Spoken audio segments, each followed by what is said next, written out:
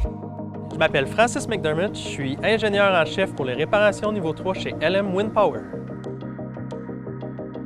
J'ai décidé d'étudier en matériaux composites au DEC de Saint-Jérôme parce que je trouvais ça intéressant de pouvoir fabriquer la pièce puis le matériau en même temps. Il y a plusieurs possibilités de choisir des matériaux différents, de choisir des moules différents, des procédés différents.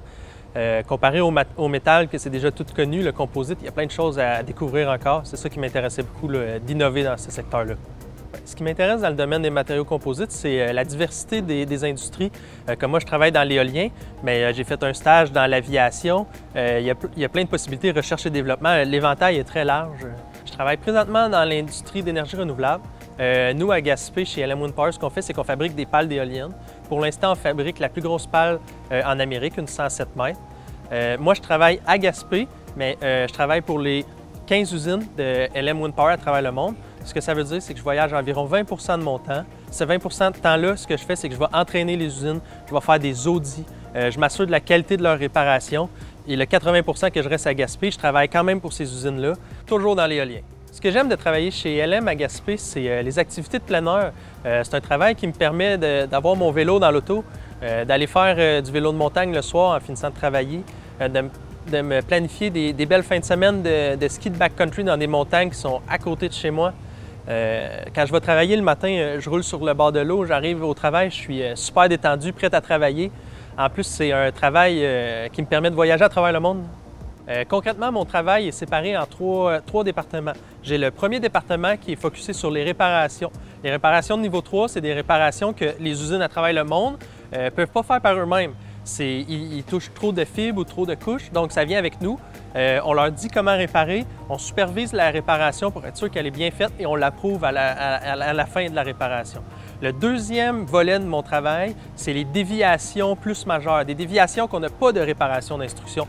On ne veut pas nécessairement mettre la pale aux poubelles parce que c'est des énormes pièces qui coûtent extrêmement cher. Qu'est-ce qu'on fait? C'est au lieu de la mettre aux poubelles, on cherche des manières de réparer, des manières unorthodoxes. On se fait des meetings, on parle ensemble, on essaie de voir des anciennes méthodes, des nouvelles méthodes de comment on peut les réparer pour sauver la pale et être capable de la vendre dans la même qualité que si elle n'aurait pas eu de réparation à la fin. Le troisième volet, ça consiste aux déviations, mais à plus grande échelle. C'est des échelles avant que la pale soit fabriquée. Comme exemple, une usine va venir me voir et va dire « Francis, j'ai plus de telle sorte de fibre, mais je ne peux pas arrêter la production parce que ça va me coûter trop cher à l'usine. Qu'est-ce que je peux faire? Est-ce que je peux utiliser telle sorte de fibre? » C'est dans ces moments-là que moi, je prends mon logiciel, je fais mes calculs, je regarde, je peux leur dire « Oui, tu peux prendre cette sorte de fibre-là, continue, fais 10 pales. » Puis viens me revoir après ça pour me dire si tu as des défauts ou des problèmes. Mais niveau calcul, niveau fatigue, statique, c'est correct, tu peux y aller. Et des fois, il y a des déviations qui sont trop grandes. Alors, on parle avec l'ingénieur en chef, le designer, on se fait des gros meetings, on regarde ce qui est possible. Eux autres, plus du côté technique, moi, plus du côté réparation, pour ne pas avoir à fermer l'usine, pour essayer d'amortir les coûts puis de continuer normalement. En résumé, mon travail, c'est ça. Mon DEC en matériaux composites au Cégep de Saint-Jérôme m'a apporté deux choses en partie, mon savoir-être puis mon savoir-faire. Premièrement, le savoir-faire, tout ce qui est niveau technique, je veux dire en composite, à chaque fois que je parle à mes collègues, que ce soit en Pologne, aux États-Unis, en Inde, quand je leur explique ce que j'ai fait au Cégep, ils me disent « Bien voyons, vous avez tout appris ça, tous les procédés, tous les nouveaux matériaux, toutes ces choses-là, travailler avec nos mains. » À chaque fois que je leur parle de ça, ils sont comme « Wow! » Ils ont presque envie de venir étudier. Fait que ça, c'est vraiment le côté technique que le DEC m'a apporté. Le savoir-être qu'il m'a apporté aussi, c'est de savoir comment faire des rapports, comment venir travailler, juste d'être au travail, d'avoir une bonne façon de parler avec les gens, une belle interprétation. Fait que c'est vraiment ces deux choses-là que le DEC m'a apporté. Puis maintenant, je veux dire, j'ai passé trois emplois chez LM différents, puis à chaque fois, le DEC m'a super aidé, là, relié au composite, mais aussi au savoir-être de comment être avec mes collègues puis mes boss.